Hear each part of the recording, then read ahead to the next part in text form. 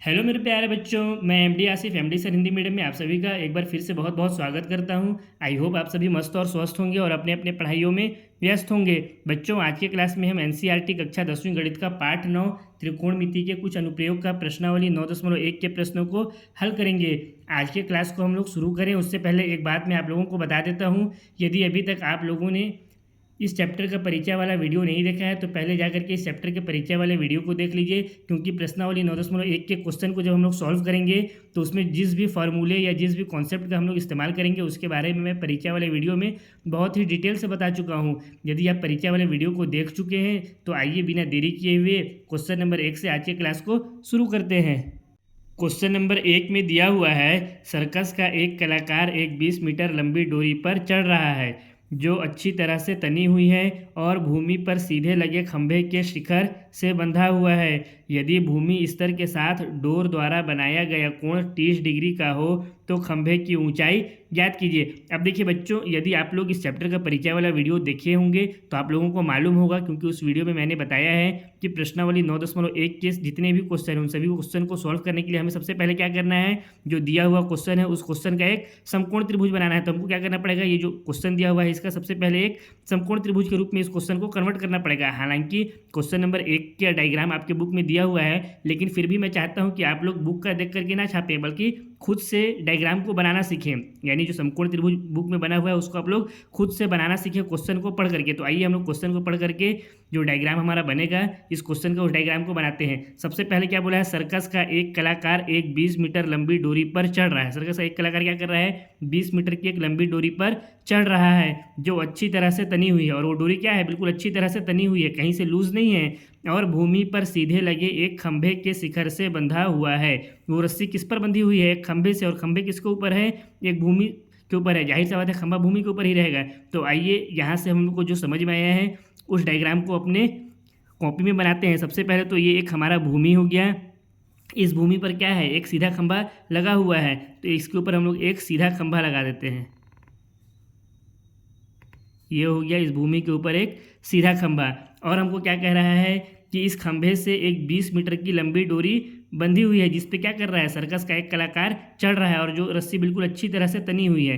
तो इस खंभे से हम लोग एक रस्सी को बांध देते हैं जो बिल्कुल अच्छी तरह से क्या होगी, तनी हुई है, कहीं पे ये बिल्कुल लूज नहीं है। अब इसके बाद हमसे क्वेश्चन में आगे क्या कह रहा है, यदि भूमि स्तर के साथ डोर द्वारा बनाया गया कोण 30 डिग्री का हो। क्या कह रहा है, भूमि स्तर के साथ, भूमि स्तर यानी ये जो जमीन है ना, इस जमीन का जो हिस्सा है इसको कहते हैं भूमि स्तर, यानी जमीन का छुआ हुआ भाग। हमको कह रहा है भूमि स्तर के साथ डोर द्वारा बनाया गया कोण, ये हो गया हमारा भूमि स्तर और ये हो गया हमारा रस्सी यानी डोर। अब इसके साथ बनाया गया कोण कितना डिग्री हमको दिया हुआ है, 30 डिग्री का है। यानी इन दोनों के बीच में जो कोण बन रहा है वो कितने डिग्री का है, 30 डिग्री का है। तो खंभे की ऊंचाई ज्ञात कीजिए। तो हमको क्या ज्ञात करना है, इस खंभे की ऊंचाई को ज्ञात करना है। तो सबसे पहले तो आइए इसका नामकरण कर देते हैं। मान लेते हैं ये खंभा हमारा ए बी है और ये जो रस्सी है इसको मान लेते हैं ये ए सी है, मतलब भूमि जो है इस भूमि से सी बिंदु पर ये रस्सी यहाँ पे टच हो रही है। अब जो जो हम लोग यहाँ पे डायग्राम बनाने के लिए किए हैं उन सभी चीज़ों को हम लोग यहाँ पे लिख भी लेते हैं। हमने जिन जिन स्टेप के साथ डायग्राम बनाए हैं उन सभी स्टेप को यहाँ पे लिख दिया है। सबसे पहले माना एक खंभा ए बी जमीन पर खड़ी है। ये खंभा हमारा ए बी क्या है, जमीन के ऊपर खड़ा है। खंभे के शिखर से एक 20 मीटर लंबी डोरी बंधी है। खंभे का शिखर क्या हो गया, बिंदु ए हो गया, शिखर यही है यानी सबसे ऊपर का भाग। तो इसको मान लेते हैं खंभे का शिखर क्या है हमारा, ए से एक 20 मीटर लंबी डोरी बंधी है जो भूमि स्तर के साथ बिंदु सी पर, जो कि ये जो रस्सी है क्या है, भूमि स्तर के साथ बिंदु सी पर 30 डिग्री का कोण बना रही है। तो हमको क्या ज्ञात करना है, इसमें क्या क्या है, खंभे की ऊंचाई ज्ञात कीजिए। यानी इसमें हमको ज्ञात करना है, यहाँ पे लिख लेते हैं, ज्ञात करना है, क्या ज्ञात करना है हमें, खंभे की ऊंचाई। खंभे की ऊंचाई क्या है, ए से बी हमको अगर ज्ञात कर लेंगे, यहाँ से यहाँ तक की दूरी यही यही क्या होगा, खंभे का ऊंचाई होगा। इसको हमको कितना दिया हुआ है, ए बी, तो हमें ज्ञात करना है खंभे की ऊंचाई अर्थात ए बी बराबर क्वेश्चन मार्क। अब दूसरा स्टेप हमारा क्या होता है, इस क्वेश्चन को सॉल्व करने के लिए पहला स्टेप तो था हमको एक डायग्राम बनाना था। अगर आप इतना डायग्राम बनाना सीख गए तो समझ जाइए आपका 75% क्वेश्चन यहीं पे सॉल्व हो गया। अब बचा 25% क्वेश्चन। अब हमको क्या करना है दूसरे स्टेप में कि ये जो कोण दिया हुआ है न्यून कोण, ये तो हमारा समकोण हो गया 90 डिग्री का कोण, ये हमारा हो गया समकोण त्रिभुज में न्यून कोण। तो ये जो न्यून कोण के सामने वाला भुजा होता है ये क्या होता है, लंब होता है, तो इसको हम लोग लिख लेंगे लंब। और इसके साथ वाला भुजा क्या होता है, आधार, तो इसके साथ वाला भुजा हो गया आधार। और लंब के सामने वाला भुजा क्या होता है, कर्ण होता है, तो इसको लिख लेंगे कर्ण, जो कि हमको कितना दिया हुआ है 20 मीटर दिया हुआ है इस रस्सी का, तो ये हो गया हमारा 20 मीटर। ये पूरा एक रस्सी है ना, इसको आप लोग चाहें तो यहाँ पे लिख भी सकते हैं, इसको ब्रैकेट में मैं यहाँ पे लिख भी सकता हूँ, रस्सी है ये हमारा, क्या है रस्सी है 20 मीटर का, जो कि क्या हो जाएगा इस समकोण त्रिभुज में कर्ण हो जाएगा। अब हमको इसमें क्या दिया हुआ है, ये कर्ण दिया हुआ है इस समकोण त्रिभुज का है, और हमें क्या याद करना है, लंब याद करना है, हमें कोण दिया हुआ है। तो अब आपको सबसे पहले ये दिमाग लगाना है अपना यहाँ पे कि एक कोण और दो भुजा, कौन कौन सी भुजा, लंब और दूसरा है कर्ण, इन तीनों में संबंध दर्शाने वाला त्रिकोणमितीय अनुपात कौन कौन सा है। तो इन तीनों में संबंध दर्शाने वाला यानी कोण, लंब और कर्ण में संबंध दर्शाने वाला त्रिकोणमितीय अनुपात कौन कौन सा है। एक तो होता है साइन थीटा, एक क्या होता है साइन थीटा होता है, क्योंकि साइन थीटा किसके बराबर होता है, लंब बटा कर्ण के। और दूसरा क्या होता है कोसेक थीटा, कोसेक थीटा, क्योंकि कोसेक थीटा क्या होता है साइन थीटा का अपोजिट होता है, साइन थीटा लंब बटा कर्ण है, तो कोसेक थीटा क्या हो जाता है, कर्ण बटा में लंब हो जाता है। तो इन दोनों में से किसी एक त्रिकोणमितीय अनुपात को लेकर के आपको क्या करना है, इस क्वेश्चन को सॉल्व कर लेना है। मान लेते हैं हम लोग यहाँ पे हम लोग कौन सा ले लेते हैं, साइन थीटा को ले लेते हैं, तो इसको थोड़ा सा ऊपर कर देता हूँ, डायग्राम दिखना भी चाहिए, हाँ यहाँ तक से हो जाएगा हमारा। ये हम लोग यहाँ पे ले लेते हैं साइन थीटा, तो लिखेंगे चूंकि साइन थीटा बराबर लंब बटा में कर्ण होता है। हम लोग यहाँ पे साइन थीटा क्यों लिए हैं, क्योंकि हमको यहाँ पे क्या दिया हुआ है, कर्ण दिया हुआ है और लंब ज्ञात करना है, यानी AC दिया हुआ है और AB हमें यहाँ पे ज्ञात करना है। AB क्या है यहाँ पे, कर्ण ही तो है, सॉरी AB लंब है, तो यहाँ पे हो गया साइन थीटा बराबर लंब बटा कर्ण। थीटा का वैल्यू कितना दिया हुआ है 30 डिग्री, तो थीटा का यहाँ पे हम लोग क्या लिख देंगे साइन 30 डिग्री बराबर लंब कौन सा भुजा है, भुजा AB है, तो इसके जगह पे लिखेंगे AB बटा कर्ण कौन सा भुजा है, भुजा AC है, तो इसके जगह पे हो गया AC। अब इसके आगे सॉल्व करेंगे, साइन 30 डिग्री का वैल्यू कितना होता है, साइन 30 डिग्री का वैल्यू होता है 1/2, ये बराबर हो गया AB हमें याद करना है, तो ये रहा as it is AB। AC का वैल्यू कितना दिया हुआ है 20, तो ये हो गया AC। अब यहाँ से क्या कर सकते हैं, ये 20 अभी AB के बटे में है, इसको इधर ले जाएंगे तो ये क्या हो जाएगा, इधर अंश में आ जाएगा, इधर हर में है, तो यहाँ पे सबसे पहले तो हम लोग लिखते हैं 1/2 कहाँ से आया, तो इसका कारण भी लिख देते हैं, चूंकि साइन थीटा बराबर 1/2। अब यहाँ से ये हो जाएगा 20/2 या 20 गुणा 1/2 बराबर AB, चूंकि 20 का 1 से गुणा करेंगे तो कितना होगा 20 ही होगा, इसलिए इसकी जगह पे हम लोग डायरेक्ट 20 भी लिख सकते थे, 20/2 बराबर AB। इस 20 को 2 से काट देंगे तो कितना आ जाएगा 10 आ जाएगा, यानी AB का वैल्यू हमारा कितना निकल करके आ गया, AB बराबर हमारा आ गया 10 मीटर। और यही क्या हो गया हमारा जो खंभा था उस खंभा का ऊंचाई हो गया, यही हमें इस क्वेश्चन में ज्ञात करना था, AB ही ज्ञात करना था ना, इस क्वेश्चन में AB ज्ञात करना था। AB का वैल्यू हमारा कितना आ गया, AB का वैल्यू आ गया 10 मीटर। इसी के साथ क्वेश्चन नंबर 1 समाप्त होता है। अब क्वेश्चन नंबर 2 को सॉल्व करते हैं। क्वेश्चन नंबर 2 में दिया हुआ है, आंधी आने से एक पेड़ टूट जाता है और टूटा हुआ भाग इस तरह मुड़ जाता है कि पेड़ का शिखर जमीन को छूने लगता है और इसके साथ 30 डिग्री का कोण बनाता है। पेड़ के पाद बिंदु की दूरी जहां पेड़ का शिखर जमीन को छूता है 8 मीटर है। पेड़ की ऊंचाई ज्ञात कीजिए। तो इस क्वेश्चन को हम लोग सॉल्व करने के लिए सबसे पहले क्या करेंगे, इस क्वेश्चन का एक समकोण त्रिभुज बनाएंगे, यानी इस क्वेश्चन को एक समकोण त्रिभुज में हम लोग कन्वर्ट करेंगे। आइए इस क्वेश्चन को सबसे पहले समकोण त्रिभुज में कन्वर्ट करते हैं। क्या दिया हुआ है, आंधी आने से एक पेड़ टूट जाता है। आंधी आने से क्या बोल रहा है हमको, एक पेड़ टूट जाता है। अब पेड़ कब टूटा होगा, पहले तो वो पूरा पेड़ होगा, उसके बाद ना वो टूटा, आंधी आया तब तो टूटा। तो पहले तो हम लोग क्या करेंगे, एक पेड़ बना लेते हैं। मान लेते हैं ये एक पेड़ AB है, ये क्या है, एक पेड़ AB, ये हो गया A और ये हो गया B। अब पेड़ तो हवा में उड़ेगा नहीं, इसके नीचे क्या रहेगा, जमीन भी रहेगा। तो मान लेते हैं इसके नीचे का ये क्या है, जमीन है। अब क्वेश्चन में हमसे आगे कह रहा है, आंधी आने से एक पेड़ टूट जाता है और टूटा हुआ भाग इस तरह मुड़ जाता है कि पेड़ का शिखर जमीन को छूने लगता है। अभी ये पेड़ पूरा सीधा खड़ा था, आंधी आया तो ये पेड़ क्या होता है, कहीं से टूट जाता है। कहाँ से टूटा है हमको बताया नहीं है, तो मान लेते हैं हम लोग वो पेड़ इस बिंदु सी से टूटता है। ये पेड़ क्या करता है, इस बिंदु सी से टूटता है। अभी इस पेड़ की ऊंचाई इतनी पूरी थी, अब पेड़ क्या हो गया, यहाँ से यहाँ, मतलब इस बिंदु से ये पेड़ टूट गया। और किस तरह से टूटा है हमको आगे बता रहा है कि इस तरह टूट करके इस तरह मुड़ जाता है कि पेड़ का शिखर जमीन को छूने लगता है। यानी ये जो पेड़ है इस तरह से टूटा है, पूरा टूट करके गिरा नहीं, बल्कि क्या हुआ, ये यहीं पे लटका रहा और ये ऊपर का भाग ऐसे करके घूमा और यहाँ से आकर के ज़मीन को छूने लगा, कहीं पे ज़मीन को क्या लगा, छूने लगा। तो मान लेते हैं ये पेड़ यहाँ से जब टूटा है तो ऊपर का जो पूरा भाग है वो यहाँ आकर के इस बिंदु पर ज़मीन को छूता है। इस बिंदु को नाम दे देते हैं डी। तो यही हमको बोला था, ज़मीन को छूने लगता है और इसके साथ 30 डिग्री का कोण बनाता है। और ये जो ऊपर का भाग है, ये AC जब टूटा है तो ये क्या हुआ, ज़मीन पर आकर के बिंदु डी पर पेड़ ज़मीन को छूने लगा और ज़मीन के साथ कितने डिग्री का कोण बना रहा है, 30 डिग्री का। तो ये मान लेते हैं ये है 30 डिग्री का कोण। अब इसके आगे दिया हुआ है पेड़ के पाद बिंदु की दूरी, जहाँ पेड़ का शिखर जमीन को छूता है 8 मीटर है। पेड़ के पाद बिंदु की दूरी, पाद बिंदु यानी क्या होता है, पाद यानी इसको संस्कृत में पाद को कहते हैं पाँव या फिर जड़, या सबसे जो नीचे का बिंदु होता है ना, सबसे नीचे का भाग, उसको कहते हैं पाद संस्कृत में, ठीक है।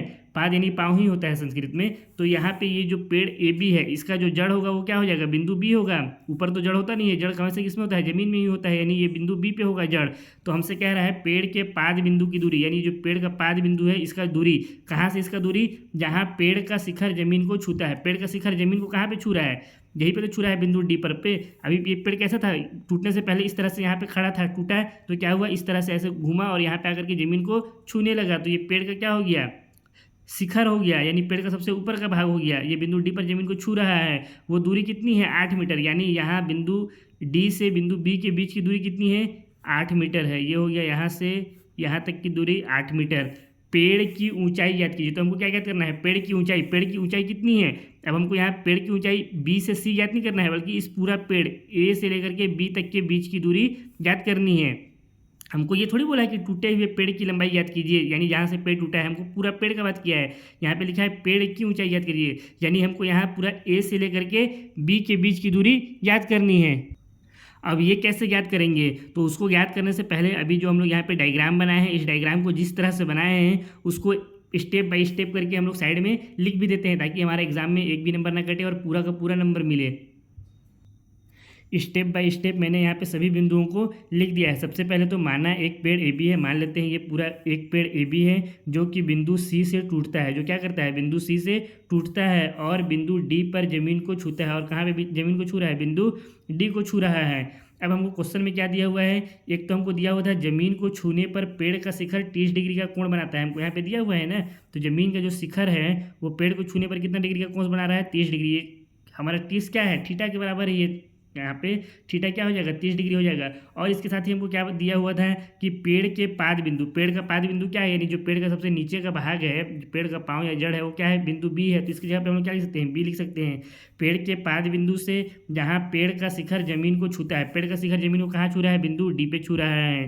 तो यहाँ पे हम लोग बिंदु D लिख दिए। उसकी दूरी 8 मीटर है, यानी B और D के बीच की दूरी कितनी है, 8 मीटर। तो हम लोग यहाँ पे लिख दिए BD बराबर 8 मीटर। और हमें इसमें याद क्या करना है, पेड़ की ऊंचाई। पेड़ का ऊंचाई पूरा कितना है, AB है, तो हमको AB यहाँ पे याद करना है। अब बच्चे यहाँ पे एक चीज़ और आप लोग समझिए कि ये पेड़ पूरा कितना था, पेड़ AB था और बिंदु C से ये पेड़ क्या हो गया, टूट गया। तो इस बिंदु C से जहाँ पे पेड़ का शिखर जमीन को छू रहा है, ये बिंदु D, इसके बीच की कुल दूरी और जो पेड़ का शिखर A है, यहाँ से टूटने वाला जो भाग है पेड़ का, यानी बिंदु C, इसके बीच की दूरी, ये दोनों आपस में क्या हो जाएंगे, बराबर हो जाएंगे। यानी AC और CD दोनों आपस में क्या होंगे, एक दूसरे के बराबर होंगे। अरे भैया इसको इस तरह से आप लोग समझिए कि जितना भाग यहाँ पे है, ठीक है, ये जो AC जितना बड़ा है, ये जब टूटेगा तो ज़मीन में तो उतना ही ना जाएगा आगे जितना ऊपर है। या ऐसा थोड़ी होगा कि यहाँ पे छोटा भाग है तो ज़मीन में आएगा टूट करके तो इधर बड़ा हो जाएगा। ये आप लोगों को यहाँ पे दिख रहा होगा कि CD बड़ा दिख रहा है और AC छोटा दिख रहा है। हालांकि ये बड़ा नहीं है, क्योंकि मैं स्केल से बिल्कुल नाप करके नहीं बनाया हूँ, इसलिए छोटा बड़ा ये दिख रहा है। लेकिन आप लोग जब इसको एग्जाम में बनाइएगा तो बिल्कुल बराबर स्केल से नाप करके बनाइएगा। जितना बड़ा ये रहेगा उसको भी आगे इसमें उतना ही मिलाइएगा, ज़्यादा आगे मत बढ़ाइएगा, ठीक है। वैसे अच्छा भी दिखता है और जो आपका एग्ज़ाम को जो चेक करने वाला एग्जामिनर रहेगा वो नंबर भी पूरा पूरा देगा। तो हमारा यहाँ पे AC और CD क्या हो जाएगा, दोनों एक दूसरे के बराबर हो जाएगा। तो हम लोग यहाँ पे लिख लेते हैं, चूंकि प्रश्नानुसार AC बराबर BD हो गया। अब हमको यहाँ पे क्या ज्ञात करना है, AB ज्ञात करना है। तो सबसे पहले तो ये देखिए, ये हमारा कोण है, ये पूरा समकोण त्रिभुज था, यहाँ पे 90 डिग्री का कोण बन रहा है। तो इस जो न्यून कोण है इसके सामने वाला भुजा क्या होता है, ये लंब होता है, तो ये हो गया लंब। और इसके साथ वाला भुजा क्या होता है, कोण के आधार, तो यहाँ पे हम लोग लिख देते हैं आधार। और इस लंब के सामने वाला भुजा क्या होता है, कर्ण होता है, तो यहाँ पे लिख दिए कर्ण लिख दिए। हमको ज्ञात क्या करना है, यहाँ पे AB ज्ञात करना है। तो हम लोग कैसे ज्ञात करेंगे AB, इसको समझिए। क्योंकि यहाँ से हम लोग BC तो ज्ञात कर सकते हैं, लेकिन क्योंकि BC क्या है, इस समकोण त्रिभुज का ही एक भुजा है, लेकिन AC तो हम लोग ज्ञात नहीं कर सकते हैं, क्योंकि AC क्या है, इस समकोण त्रिभुज से अलग एक भुजा है। तो इसके लिए हम लोग क्या करेंगे, हम लोग को यहाँ पे क्या दिया हुआ है, AC बराबर BD, इसको मान लीजिए समीकरण नंबर 1। तो सबसे पहले तो हम लोग क्या करेंगे, इस डायग्राम में जो हमारा समकोण त्रिभुज है इसमें से हम लोग इस BC को ज्ञात करेंगे, यानी इस लंब को ज्ञात करेंगे। इसको ज्ञात कर लिए, फिर उसके बाद क्या करेंगे, इस CD को ज्ञात करेंगे, जो इस समकोण त्रिभुज का क्या है, कर्ण है। CD को ज्ञात करेंगे तो हम लोग क्या करेंगे, फिर BC प्लस CD कर देंगे, उससे हमको क्या मिल जाएगा, पूरा का पूरा AB मिल जाएगा। कैसे मिलेगा, क्योंकि ये पूरा AB, इसको इस तरह से समझिए, ये पूरा AB किसके बराबर है, AC प्लस BC के बराबर है, AC प्लस BC के बराबर है। और AC हमको क्या दिया हुआ है, AC किसके बराबर है, BD के। तो AC की जगह पे हम लोग क्या लिख सकते हैं, BD लिख सकते हैं। BD प्लस BC करेंगे तो भी हमको क्या मिल जाएगा, AB मिल जाएगा। AC हम लोग ज्ञात नहीं कर सकते हैं, इसलिए हम लोग क्या क्या ज्ञात करेंगे, AC plus BC, AC plus BC। AC हमको दिया हुआ है, सॉरी ये BD नहीं है ना, ये CD है। एक मिनट, यहाँ पे ये गड़बड़ हो रहा था, ये CD है। तो यहाँ पे भी हम लोग क्या लिखेंगे, CD लिखेंगे। तो हम लोग पहले तो BC याद करेंगे, फिर CD याद करेंगे, दोनों को आपस में जोड़ देंगे, वही क्या हो जाएगा, AB के बराबर हो जाएगा। ठीक है, इतना आप लोगों को समझ में आ गया। अब हम लोग क्या करते हैं, इस समकोण त्रिभुज CBD में सबसे पहले इस CB को याद कर लेते हैं, यानी लंब को याद कर लेते हैं। आप चाहें तो कर्ण को भी याद कर सकते हैं, यानी इस भुजा CD को, लेकिन पहले हम लोग यहाँ पे लंब याद कर ले रहे हैं। ठीक है, तो इसके लिए यहाँ पे हम लोग इसको ऊपर कर देते हैं, यहाँ लिखेंगे समकोण त्रिभुज CBD में लंब ज्ञात करने के लिए। समकोण त्रिभुज यहाँ पे ऊपर में कौन सा दिया हुआ था, इस तरह का एक समकोण त्रिभुज था, उसके ऊपर भी और AC भाग था। यहाँ पे क्या था, ये था C, ये B, ये D, ये था 30 डिग्री, ये हो गया हमारा लंब, ये हो गया आधार, आधार दिया हुआ था हमको 8 मीटर, और ये है हमारा कर्ण। तो हमको यहाँ पे याद क्या करना है, लंब याद करना है, और हमको दिया हुआ क्या है, आधार दिया हुआ है। तो यहाँ पे सबसे पहले दिमाग ये लगाना है कि एक कोण और लंब और आधार में संबंध दर्शाने वाला त्रिकोणमितीय अनुपात कौन कौन सा है। तो इन तीनों में संबंध दर्शाने वाला, यानी कोण, लंब और आधार में संबंध दर्शाने वाला त्रिकोणमितीय अनुपात, एक तो tan थीटा है और दूसरा cot थीटा है। क्योंकि tan थीटा बराबर क्या होता है, क्योंकि tan थीटा बराबर होता है लंब बटा में आधार, और cot थीटा क्या होता है, tan थीटा का जस्ट अपोजिट होता है, तो cot थीटा हो जाएगा आधार बटा लंब। तो किसी एक को भी लेकर के आप लोग क्या कर सकते हैं, इस क्वेश्चन को सॉल्व कर सकते हैं, यानी लंब का वैल्यू आप लोग ज्ञात कर सकते हैं। मान लेते हैं हम लोग tan थीटा ही को ही लेते हैं, तो थीटा की जगह पे कितना हो जाएगा, 30 डिग्री हो जाएगा। तो यहाँ पे हम लोग लिख सकते हैं tan 30 डिग्री बराबर लंब कौन सा भुजा है, BC, तो इसके जगह पे लिख दिए BC बटा में आधार, आधार कौन सा भुजा है, BD, तो इसके जगह पे हो गया BD। अब tan 30 डिग्री, tan 30 डिग्री का वैल्यू कितना होता है, tan 30 डिग्री का वैल्यू होता है 1 बटा में √3। अगर आप लोगों को याद नहीं होगा तो आप लोग टेबल को अच्छे से याद कर लीजिएगा, क्योंकि इसका बहुत ही इस्तेमाल होने वाला है। और BC तो हमको याद करना है, तो इसके जगह पे BC रहेगा। BD कितना दिया हुआ है, 8 मीटर दिया हुआ है, तो ये हो गया 8 मीटर। अब यहाँ से यदि BC का वैल्यू निकालेंगे तो कितना हो जाएगा, इसको थोड़ा सा ऊपर कर दे रहा हूँ। यहाँ से अगर BC का वैल्यू निकालेंगे तो 8 क्या हो जाएगा, इधर आ जाएगा। तो यहाँ से हम लोग लिख सकते हैं BC बराबर 8 का 1 से यहाँ गुणा होगा तो 8 ही होगा, बटा में √3, यानी 8 बटा में √3 आ गया। ये हो गया हमारा क्या, BC का वैल्यू। मान लेते हैं इसको समीकरण नंबर 2। अब इसके बाद क्या करेंगे, हमको BC कितना मिल गया, ये मिल गया हमको 8 बटा √3। अब हम लोग CD ज्ञात करेंगे, तो अब CD ज्ञात करने के लिए इस त्रिभुज का इस्तेमाल करते हैं। अगेन लिखते हैं, अगेन समकोण त्रिभुज CBD में कर्ण, यानी कर्ण कौन सा है, CD है, CD ज्ञात करने के लिए। एक यहाँ पे समकोण त्रिभुज हो गया CBD, ये हो गया कौन सा, कोण 30 डिग्री, ये हो गया 8, इसको 8 बटा में √3 मीटर लिख देते हैं, और ये हमें यहाँ पे ज्ञात करना है। सी डी का वैल्यू। तो कैसे ज्ञात करेंगे? अब देखिए यहाँ पे एक कोण दिया है और दो भुजा दिए हुए हैं। आप किसी भी एक भुजा को या तो इसको भी ले सकते हैं या फिर इसको भी रख सकते हैं। किसी भी एक भुजा को लेकर के क्या कर सकते हैं? कर्ण का वैल्यू ज्ञात कर सकते हैं। मान लेते हैं हम लोग यहाँ पे क्या ले लेते हैं, यहाँ पे हम लोग ले लेते हैं इसको, क्या है हमारा ये बी डी आधार है। तो हम लोग आधार को लेकर के इस क्वेश्चन को सॉल्व करते हैं। तो आधार एक कोण और कर्ण में संबंध दर्शाने वाला त्रिकोणमितीय अनुपात कौन कौन सा है? एक तो कॉस थीटा है और दूसरा सेक थीटा है। तो हम लोग कॉस थीटा को ले लेते हैं। तो हम लोग क्या जानते हैं, चूंकि कॉस थीटा बराबर, कॉस थीटा क्या होता है? आधार बटा में कर्ण होता है। तो ये हो गया आधार बटा में कर्ण। थीटा की जगह पे कितना रख देंगे? 30 डिग्री। इसको ऊपर कर देता हूँ थोड़ा सा। कॉस 30 डिग्री बराबर आधार, आधार कितना दिया हुआ है? 8। तो आधार की जगह पे हम लोग लिख सकते हैं, या आधार कौन सा भुजा है? बी डी भुजा। तो पहले तो लिख लीजिए बी डी भुजा। इस समझ में आया सारा एक एक स्टेप, ठीक है। बी डी बटा में कर्ण, कर्ण कौन सा भुजा है यहाँ? C D. तो ये लिख दिए कर्ण, ये हो गया हमारा कर्ण, ये हो गया लंब और ये हो गया आधार। कॉस 30, कॉस 30 का वैल्यू कितना होता है? कॉस 30 का वैल्यू होता है √3/2। तो इसके जगह पे लिख देंगे √3/2। बी डी कितना दिया हुआ है हमको? बी डी दिया हुआ है 8 मीटर। तो ये हो गया 8 बटा में सी डी। सी डी हमको याद करना है तो इसके जगह पे सी डी ही लिखें। अब इसके आगे क्या कर सकते हैं? सी डी याद करना है, सी डी को इधर ले जाते हैं और इस पूरे को इस तरफ ले आते हैं। तो ये सी डी को इस तरफ ले आए बराबर के बराबर, यहाँ पे 8 है। अब जब इसको इस तरफ लेके जाएंगे तो ये अंश में है तो इधर आके हर में हो जाएगा, ये हर में है तो इधर आकर के अंश में हो जाएगा। तो इस 2 को इधर ले आएंगे तो ये इसके 8 के साथ गुणा में हो जाएगा और ये √3 क्या हो जाएगा? इसके हर में आ गया। यानी सी डी हमारा कितना आया यहाँ से? सी डी बराबर हो गया 8 दूना 16 बटा में √3। इसको मान लेते हैं समीकरण नंबर 3। अब क्या करेंगे? समीकरण 2 और 3 को जोड़ देंगे तो वही क्या हो जाएगा? हमारा ए बी आ जाएगा, यानी पेड़ का कुल हाइट आ जाएगा। तो इसके लिए इसको थोड़ा सा ऊपर कर देता हूँ यहाँ से, ठीक है। यहाँ से क्वेश्चन को आगे हल करते हैं। चूंकि ए बी किसके बराबर है? अगर डायग्राम में देखिए, आप लोगों को मैं ऊपर बताया हूँ, एक बार फिर से बता देता हूँ। ए बी पूरा किसके बराबर है? ए सी प्लस बी सी के बराबर है। तो हम लोग लिख सकते हैं ए बी बराबर ए सी प्लस बी सी। और समीकरण 1 में हम लोग क्या लिए हैं? ए सी किसके बराबर है? सी डी के बराबर है। तो हम लोग इसको और क्या लिख सकते हैं? या ए बी बराबर ए सी की जगह पे हो गया सी डी प्लस ये हो गया बी सी। कारण में लिख देंगे चूंकि समीकरण 1 से ए सी बराबर है सी डी के। अब यहाँ से क्या करेंगे? समीकरण 3 से सी डी का वैल्यू यहाँ पे रख देंगे, समीकरण 2 से बी सी का वैल्यू रख देंगे, तो हम लोग का आंसर मिल जाएगा। यहाँ से हम लोग ये भी कर सकते हैं, ए बी बराबर समीकरण 3 में सी डी का वैल्यू कितना दिया है? 16 बटा में √3 प्लस बी सी का वैल्यू कितना दिया हुआ है समीकरण 2 में? 8 बटा √3। तो ये हो गया 8 बटा में √3।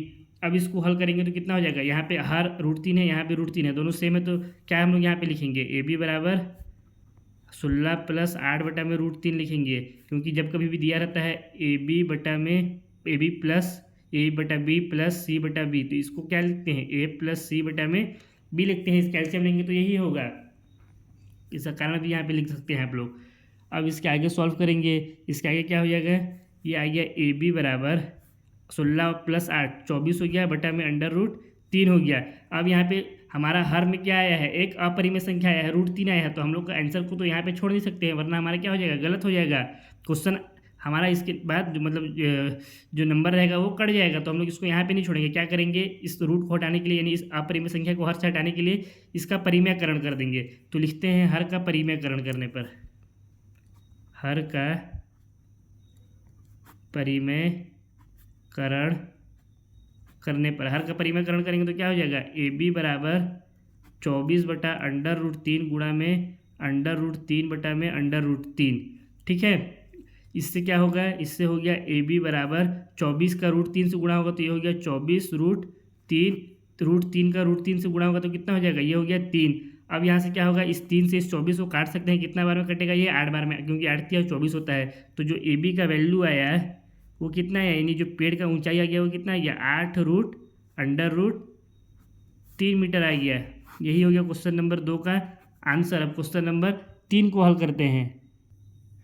क्वेश्चन नंबर 3 तो इतना बड़ा दिया हुआ है कि इसको पढ़ने में ही 2 दिन लग जाएगा, लेकिन इसके अलावा दूसरा ऑप्शन भी नहीं है हमारे पास। क्वेश्चन को तो हमें पढ़ना ही पड़ेगा, वरना हमारे जो एग्ज़ाम से 5 नंबर खट सा कट जाएगा। तो आइए क्वेश्चन को पढ़ते हैं। पहले क्या दिया हुआ है, एक ठेकेदार बच्चों को खेलने के लिए एक पार्क में 2 फिसलन पट्टी लगाना चाहती है। एक ठेकेदार है जो एक पार्क में बच्चों को खेलने के लिए 2 फिसलन पट्टी लगाना चाहती है। फिसल पट्टी तो आप जानते होंगे क्या होता है, मैं तो उसमें खूब फिसला हूँ। आप लोग फिसले हैं कि नहीं, कमेंट करके बताइए। तो पार्क में कितने फिसल पट्टी लगाना चाहती है, 2 फिसल पट्टी लगाना चाहती है। इसी से समझ जाइए कि इस क्वेश्चन में हमको 2 डायग्राम बनाना पड़ेगा, यानी जो हम समकोण त्रिभुज बनाते हैं वो कितना बनाना पड़ेगा, 2 बनाना पड़ेगा। अब कौन कौन से 2 बनाना पड़ेगा, आइए उसके बारे में आगे पढ़ते हैं। 5 वर्ष से कम उम्र के बच्चों के लिए वह एक ऐसी फिसलन पट्टी लगाना चाहती है। जो 5 वर्ष से छोटे बच्चे हैं उनके लिए एक अलग फिसल पट्टी वो बनाना चाहती है। और कैसी बनाना चाहती है, जिसका शिखर 1.5 मीटर की ऊंचाई पर हो, यानी उस जो फिसल पट्टी है उसकी ऊंचाई कितनी होगी, ज़मीन से 1.5 मीटर की ऊंचाई होगी। उसका जो शिखर होगा, यानी जो सबसे टॉप का जो पॉइंट होगा, जो उसमें सबसे ऊंचा बिंदु होगा, वो कितना होगा, 1.5 मीटर की ऊंचाई पर। यानी फिसल पट्टी की ऊंचाई कितनी दी हुई है, 1.5 मीटर। और भूमि के साथ 30 डिग्री के कोण पर झुका हुआ। और जो फिसल पट्टी भूमि के साथ उसका झुकाव कितना डिग्री का होगा, 30 डिग्री का होगा। जबकि इससे अधिक उम्र के बच्चों के लिए वह 3 मीटर की ऊंचाई पर एक अधिक ढाल की फिसलन पट्टी लगाना चाहती है। ये तो हो गया 5 साल से छोटे बच्चों के लिए। 5 वर्ष से जो बड़े बच्चे हैं उनके लिए वो क्या चाहती है, जो ठेकेदार है वो एक ऐसी फिसलन पट्टी लगाना चाहती है जो 3 मीटर की ऊंचाई पर हो। यानी फिसलन पट्टी की ऊंचाई कितनी होगी, 3 मीटर होगी। और उसका भी ढाल भी क्या होगा, उसका ढाल भी अधिक होगा। ठीक है, और कितना होगा ढाल, उसको आगे पढ़ते हैं। जो भूमि के साथ 60 डिग्री का कोण बनाती है, उसका जो ढाल होगा वो क्या होगा, भूमि के साथ 60 डिग्री का कोण बनाएगा। मतलब अगर पहला वाला जो फिसलन पट्टी है वो कुछ इस तरह से है, उसमें इतना झुक, मतलब इसमें सिर्फ जो है भूमि के साथ इतना ढाल है, इतना गैप बन रहा है। तो जो दूसरा वाला होगा वो कितना होगा, दूसरा वाला कुछ इस तरह से होगा, ज़्यादा होगा। क्योंकि 5 साल के छोटे बच्चे हैं, वो इस तरह से झूला में झूलेंगे तो पता चले यहाँ बैठे और यहाँ गिर गए, बीच में तो झूले ही नहीं। तो 5 साल से जो छोटे बच्चे हैं उनके लिए कुछ इस तरह का फिसल पट्टी बनाना चाहती है। और जो 5 साल से बड़े हैं उनके लिए कुछ हाइट का ऐसा फिसल पट्टी बनाना चाहती है जिसका झुकाव भी ज़मीन के साथ कुछ ज़्यादा ही हो। प्रत्येक स्थिति में फिसलन पट्टी की लंबाई क्या होनी चाहिए। अब हमसे पूछ रहा है प्रत्येक स्थिति में, यानी पहला वाला स्थिति इसमें और दूसरे में फिसलन पट्टी की लंबाई। फिसलन पट्टी की लंबाई यानी ये जिसमें बच्चे फिसल रहे हैं, ये लंबाई इसमें भी बताना है और इसमें भी। इन दोनों लंबाई को हम लोगों को याद करना है। तो आइए एक एक करके याद करते हैं। पहले 5 वर्ष से कम उम्र के बच्चों के लिए याद करेंगे, उसके बाद 5 वर्ष से अधिक उम्र के बच्चों के लिए याद करेंगे। तो यहाँ पर लिखते हैं 5 वर्ष से कम उम्र के बच्चों के लिए, 5 वर्ष से जो कम उम्र के बच्चे हैं उनके लिए क्या दिया हुआ है हमको, फिसलन पट्टी का जो शिखर है वो 1.5 मीटर की ऊंचाई पर हो। मान लेते हैं ये हमारा एक फिसलन पट्टी का शिखर है ये इसको इस तरह से, ये फिसलन पट्टी का शिखर है, यानी फिसलन पट्टी का ऊंचाई है जो कि कितना है, 1.5 मीटर है। इसको मान लेते हैं ए बी, इसको क्या मान लेते हैं, ए बी। अब ये फिसलन पट्टी हवा में तो रहेगा नहीं, ज़मीन में रहेगा, तो इसके नीचे एक ज़मीन भी बना देते हैं। और हमको क्या कहा है, भूमि के साथ 30 डिग्री के कोण पर झुका हुआ। और ये जो फिसल पट्टी है भूमि के साथ कितने डिग्री के कोण पर है, 30 डिग्री के कोण पर है। तो इसको हम लोग भूमि के साथ यहाँ पे झुका देते हैं। और यहाँ पे भूमि के पास जो जिस बिंदु पर ये टच कर रहा है इसको मान लेते हैं सी। यहाँ पे बनने वाला कोण कितना हो गया हमारा, 30 डिग्री हो गया। ये कोण है ये पूरा हमारा समकोण त्रिभुज बन गया। ये 90 डिग्री है, तो इसके सामने वाला भुजा क्या हो जाएगा हमारा, लंब हो जाएगा। ये भुजा हमारा हो गया आधार और ये भुजा हो गया कर्ण। तो अब हमको इसमें क्या करना है, ए बी हमको दिया हुआ है यानी लंब दिया हुआ है और एक कोण दिया हुआ है। हमको क्या याद करना है, कर्ण याद करना है। तो हम लोग क्या करेंगे, सबसे पहले तो एक काम करते हैं कि जितना इस डायग्राम को बनाने के लिए हम लोग जो जो स्टेप का इस्तेमाल किया उन सभी बातों को स्टेप बाय स्टेप यहाँ पे साइड में भी लिख देते हैं ताकि हमारा पूरा पूरा नंबर मिले। जिस तरह से हम लोग अपना समकोण त्रिभुज बनाए थे उन सभी चीज़ों को मैं यहाँ पे स्टेप बाय स्टेप करके एक एक करके लिख दिया हूँ। सबसे पहले तो मान लेते हैं ये हमारा फिसलन पट्टी का जो ऊंचाई है इसको ए बी मान लिए, जो हमको कितना दिया हुआ है, 1.5 मीटर। तो ए बी बराबर हो गया 1.5 मीटर। और हमको क्या दिया हुआ था कि फिसलन पट्टी जो है वो भूमि के साथ 30 डिग्री के झुकाव पर है। तो मान लिए ये बिंदु सी पर क्या है, 30 डिग्री का कोण बना रही है। और हमको ज्ञात क्या करना है, फिसलन पट्टी की लंबाई। फिसलन पट्टी की लंबाई यानी ये हमको ऐसे ज्ञात करना है जिससे बच्चा यहाँ पे चढ़ेगा और यहाँ से फिसल करके ज़मीन में यहाँ उतरेगा। तो देखिए अब यहाँ पे हमको ये एक कोण दिया है, एक ये भुजा दिया हुआ है हमको ए बी जो कि लंब है इस समकोण त्रिभुज का। और हमको क्या याद करना है, फिसलन पट्टी की लंबाई। फिसलन पट्टी की लंबाई क्या है समकोण त्रिभुज में, कर्ण। तो हमको कर्ण याद करना है। तो अब सबसे पहले हमें ये ध्यान देना होगा कि एक कोण और लंब तथा कर्ण के बीच संबंध दर्शाने वाला त्रिकोणमितीय अनुपात कौन कौन सा है, तो इन लंब और कर्ण के बीच संबंध कौन सा त्रिकोणमितीय अनुपात दर्शाता है। एक तो होता है साइन थीटा, क्योंकि साइन किसके बराबर होता है, लंब बटा कर्ण के, और दूसरा होता है कोसेक थीटा। तो साइन और कोसेक में किसी भी एक त्रिकोणमितीय अनुपात को लेकर के हम इस क्वेश्चन को आगे सॉल्व करेंगे। तो मान लेते हैं मैं यहाँ पे साइन ले लिया, अगर आपकी मर्जी हो तो आप यहाँ पे कोसेक भी ले सकते हैं। तो इसके लिए यहाँ पे लिखेंगे अपन, चूंकि साइन थीटा बराबर होता है लंब बटा में कर्ण होता है। साइन थीटा, थीटा का वैल्यू कितना दिया हुआ है 30 डिग्री, तो इसके जगह पे हम लोग लिखेंगे साइन 30 डिग्री बराबर लंब। लंब हमारा क्या है, इस त्रिभुज में भुजा ए बी है, तो इसके जगह पे लिख दिए ए बी बटा कर्ण। कर्ण कौन सा भुजा है, कर्ण भुजा है ए सी, तो इसके जगह पे लिख दिए हम लोग ए सी। अब साइन 30 डिग्री का वैल्यू कितना होता है, साइन 30 डिग्री बराबर होता है 1/2 के, तो इसके जगह पे हो गया 1/2 बराबर ए बी।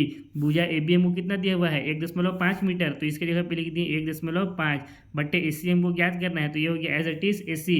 अब क्या करेंगे, इस ए सी को इस 1 के साथ गुणा कर देंगे, तो इधर ए सी आ जाएगा, और इस 2 को इधर 1.5 के साथ गुणा कर देंगे, तो यहाँ पे हो गया ए सी इंटू 1 करेंगे तो कितना होगा, ऐसे ही होगा। करने का कोई मतलब नहीं है, हालांकि आप चाहें तो यहाँ पे नहीं भी कर सकते हैं या कर भी कर सकते हैं, कोई दिक्कत नहीं है। ये हो गया 1.5 इंटू में 2। अब इसको आगे सॉल्व करेंगे तो कितना हो जाएगा, ए सी का 1 से गुणा करेंगे तो ये हो गया ए सी बराबर में 1.5 का 2 से गुणा करेंगे तो कितना हो गया 3.0, या फिर इसको लिख सकते हैं 3 मीटर। ये 3 मीटर क्या है, ए सी की लंबाई है, यानी जो ठेकेदार फिसल पट्टी बनाना चाहती है जिसका ऊंचाई 1.5 मीटर हो, उसमें उसको और 30 डिग्री कोण के साथ जमीन के साथ वो फिसल पट्टी झुका हुआ हो, तो उसकी लंबाई कितनी होनी चाहिए, 3 मीटर होनी चाहिए। ये हो गया क्वेश्चन नंबर 3 का पहले भाग का आंसर, ये हो गया पहले भाग का आंसर। अब दूसरे भाग को सॉल्व करते हैं। दूसरे भाग में क्या दिया हुआ है उसको भी फट से पढ़ लेते हैं। जबकि इससे अधिक उम्र के बच्चों के लिए वह 3 मीटर की ऊंचाई पर एक अधिक ढाल की फिसलन पट्टी लगाना चाहती है। यहाँ पे हम लोग 1.5 मीटर लिए थे, इसकी जगह पे कितना लेंगे 3 मीटर लेंगे, और भूमि के साथ 60 डिग्री का कोण बनाएगी, और यहाँ पे जो कोण 30 डिग्री बना था वो हो जाएगा हमारा 60 डिग्री हो जाएगा। बाकी पूरा हमारा डायग्राम सेम रहेगा। नीचे में लिखते हैं इसके लिए 5 वर्ष से अधिक उम्र के बच्चों के लिए, 5 वर्ष से अधिक उम्र के बच्चों के लिए क्या हो जाएगा, वो जो दिया हुआ था क्वेश्चन में क्या है कि फिसल पट्टी की ऊंचाई होगी वो कितनी होगी 3 मीटर, तो मान लेते हैं ये 3 मीटर है, और ये ज़मीन पे ही रहेगा फिसल पट्टी, हवा में तो उड़ेगा नहीं, तो इसके नीचे एक ज़मीन भी बना देते हैं। और हमको क्या बोला है कि ये जो फिसलन पट्टी है, ठीक है, ये ज़मीन के साथ कितने डिग्री का कोण बना रहा है 60 डिग्री का, तो मान लेते हैं ये ज़मीन के साथ 60 डिग्री का कोण बना लेता है।